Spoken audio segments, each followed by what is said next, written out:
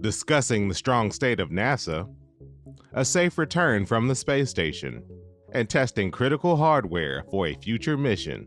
A few of the stories to tell you about this week at NASA. On March 11th, during the annual State of NASA address at our headquarters in Washington, agency leadership talked about how the Biden-Harris administration's fiscal year 2025 budget request supports NASA.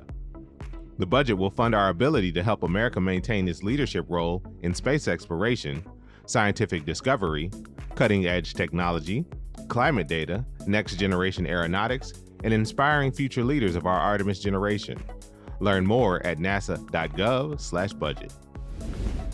Also on March 11th, the members of our SpaceX Crew 7 mission, including NASA astronaut Jasmine Mokbeli, made preparations to close out their time on the International Space Station.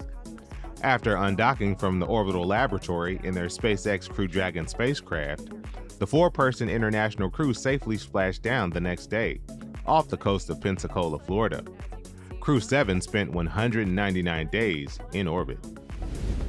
Technicians at our Kennedy Space Center recently fully extended the first of two 5-panel solar arrays for the agency's Europa Clipper spacecraft.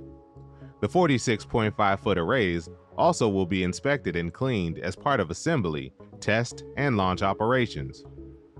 Targeted for launch in October 2024, the mission will study Jupiter's moon, Europa, which is believed to have a global ocean beneath its icy crust that has more water than all of Earth's oceans combined.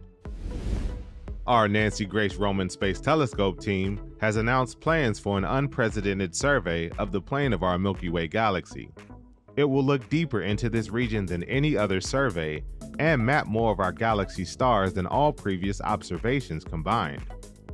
Roman's combination of a large field of view, crisp resolution, and the ability to peer through dust make it the ideal instrument to study the Milky Way.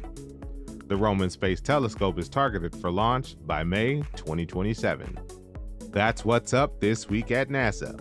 For more about what else we're up to, check out nasa.gov.